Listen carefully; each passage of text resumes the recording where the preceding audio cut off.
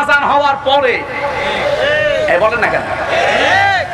বগুড়াতে আছে কিনা জানি না, আমাদের এলাকায় অনেক মানুষ দেখি আজানের আগে যে বসে বসে গল্প করছে, ওই জমিতে সার দেবে, ওই সার দেওয়ার গল্প। আজানের আগে মসজিদে গেলে কি হয়, একটা ঘটনা পড়ছি, কষ্ট হচ্ছে।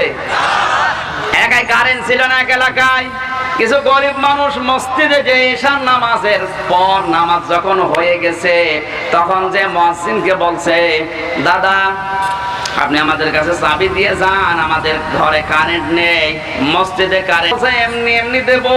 বলছে ঠিক আছে, আমরা এই 4 জন মিলে আপনাকে 1200 টাকা দেব মাসে মাসে। ও বলছে মারহাবা। মুয়াজ্জিন সাহেব রাজি হয়ে গেছে লোভে পড়ে। এশার নামাজ পড়ে সকালে যখন চলে যায়, তখন ওদের কাছে চাবি দিয়ে যায়, ওরা কিন্তু নামাজ পড়ে না। চাবিটা দিয়ে মুয়াজ্জিন চলে যায়, ওরা 4 জন মিলে মসজিদে প্রবেশ করে, চারিদিকে সব বন্ধ করে দিয়ে ফ্যান দিয়েছে 12টা। কয়টা? 12টা। মানুষ কয়টা? 4টা। ফ্যান 12টা। রেগুলেটর নেই, হাই পাওয়ারে চলছে। যাদের ফ্যানের নিচের ঘুমানোর অভ্যাস নেই, ওরা যদি একবার ফ্যান পায়, ও কি ঘুমাবে না মরে যাবে? এমন ঘুমানো ঘুমিয়েছে। ফজরের সময় মুয়াজ্জিন আজান দিতে এসেছে, লাইট জ্বালিয়েছে, কারণ লুঙ্গি ঠিক নেই। তাড়াতাড়ি লাইট বন্ধ করে ওদের মাঝখানে গিয়ে দাঁড়িয়েছে, জোরে আওয়াজ দিচ্ছে, মসজিদে ঘুমানো হারাম। ওরা হাত বাদ করে উঠে বলছে হারাম মানে? বলছে হ্যাঁ, মসজিদে ঘুমানো হারাম।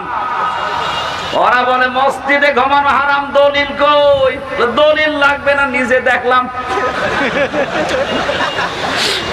বিনা দলিলে হারাম, 4 জনের তাই দেখেছি, এখানে দলিল লাগবে।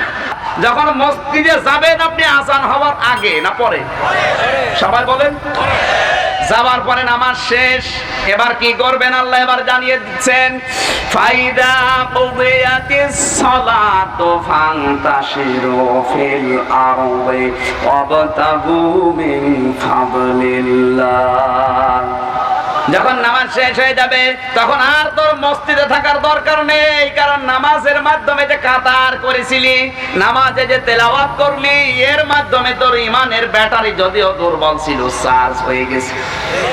এখন এই চার্জওয়ালা ব্যাটারি নিয়ে যা, জমিনে ছড়িয়ে যা, দেখ আল্লাহর জমিনে শয়তান কোন জায়গায় খেলাফত কায়েম বাদ দিয়ে রাজতন্ত্র কায়েম করে কিনা। আল্লাহর খলিফারা যদি আজ নামাজ এইভাবে বুঝতো, এই দেশে কোন শয়তান রাজতন্ত্র কায়েম করতে পারতো না।